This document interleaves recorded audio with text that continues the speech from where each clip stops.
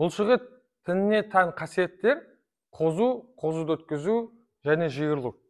Ал жүрек бұлшықеттеріне өзіне ғана тән қасиет бұл автоматизм.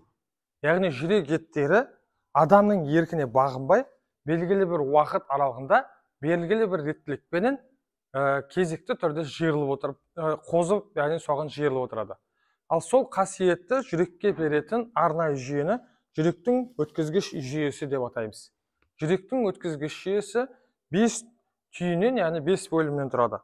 Бірінші бұл синустық түйін дейміз, немесе жүрекше қойнау түйіні деп аталады қазақша. Бұл түйін оң жүрекшенің жоғарғы қуысты вена құяр жерінде жайғасады.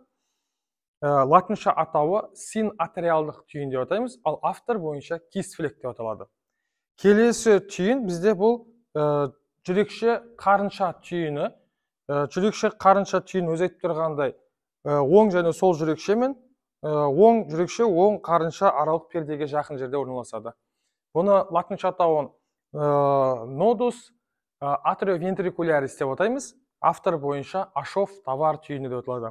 Келесі бөлім бұл гис будасы фасцикулус атериовентрикулярис деп атаймыз. Бұл екі қарынша аралық пердеде жайғасады. Гис будасының оң аяқшасы және гис будасының сол аяқшасы қарынша пердесіменен төмен қарай бағытталып, жүректің ұшына келген кезде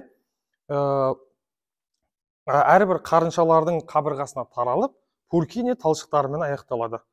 Бұл жүректің өткізгіш жүйесінде белгілі бір реттілікпенен, белгілі бір уақыт аралығында, белгілі бір жиілікте жүректің жұмысы үшін қажетті биологиялық тоқ, яғни біз оны биологияда импульстер деп атаймыз, бір реттілікпенен түзіледі.